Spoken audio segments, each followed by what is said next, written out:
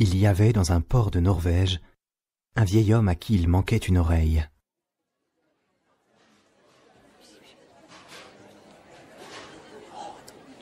Dans l'auberge où il venait s'enivrer tous les soirs, il répondait volontiers à la curiosité toujours plus pressante des clients qui l'interrogeaient. Il te manque une oreille. Comment l'as-tu perdue? Allez, raconte-nous comment... Allez, raconte-nous. Allez, sérieux, explique-toi. Allez. Quoi, l'oreille, je t'en prie. Allez, raconte-nous. Oh, ça remonte à loin. J'étais encore un petit garçon, j'avais 9 ans à peine, alors voyez. Un cirque ambulant est passé dans mon village. J'habitais un coin perdu où de pareilles occasions étaient rares. Ça ne coûtait pas très cher, mais nous étions pauvres. Et mes parents ne pouvaient pas me payer l'entrée. Alors, le soir de la représentation, j'y suis allé en cachette. Je me suis faufilé sous la toile du chapiteau, ni vu ni connu. J'ai pris place dans les gradins.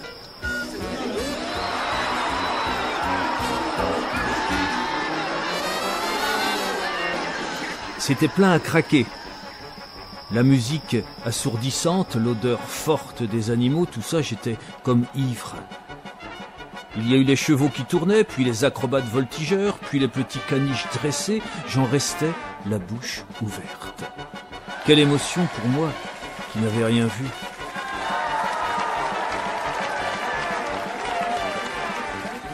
Mesdames et messieurs, je vous demande d'applaudir un numéro extraordinaire. J'ai oublié le nom de l'artiste. Paquito Poncho, un nom comme ça. Il s'est avancé dans sa tenue de cow-boy, accompagné de son assistante en maillot de bain. Bonsoir à tous. Devant vos yeux ce soir, il va exécuter avec l'aide de son assistante un numéro de fouet sensationnel. Observez bien, mesdames et messieurs. Je donne à mademoiselle une longue cigarette de papier qu'elle va mettre dans sa bouche. Voilà. Et à présent...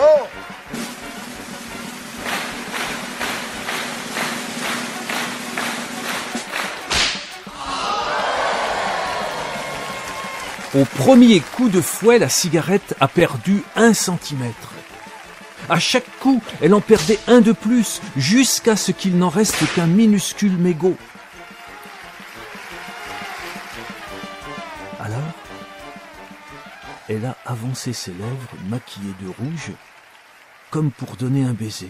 Puis, elle a légèrement basculé la tête en arrière, pour ne pas se faire couper le bout du nez, je suppose.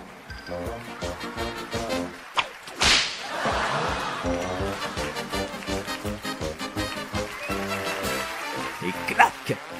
Le mégot a volé. À présent, nous aurions besoin d'un volontaire. N'hésitez pas, vous ne courez strictement aucun danger.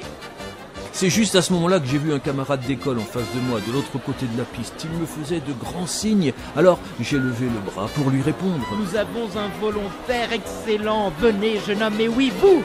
Mesdames et messieurs, je vous demande d'applaudir ce courageux jeune homme.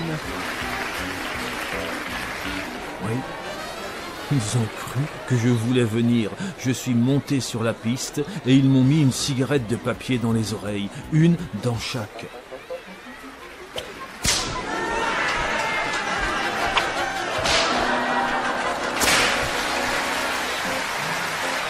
De quoi vous rendre sourd.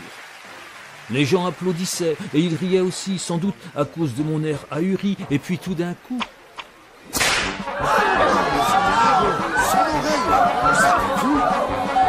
L'assistante s'est aussitôt évanouie. Et quelques spectatrices aussi. J'ai senti quelque chose de tiède qui dégoulinait dans mon cou. J'ai passé la main. C'était mon sang. Alors j'ai compris. J'ai regardé par terre et j'ai vu mon oreille, là, dans la sciure.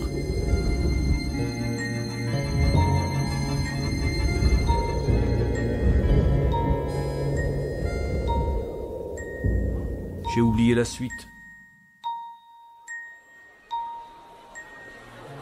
Je me revois transporté dans des bras étrangers, je revois des gens très flous qui me tiennent les mains, je revois surtout ma mère qui pleure, et mon père qui lève les bras au ciel.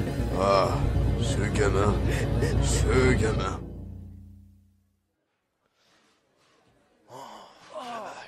Voilà comment je l'ai perdu, mon oreille. Ça vous évitera d'avoir à le demander la prochaine fois.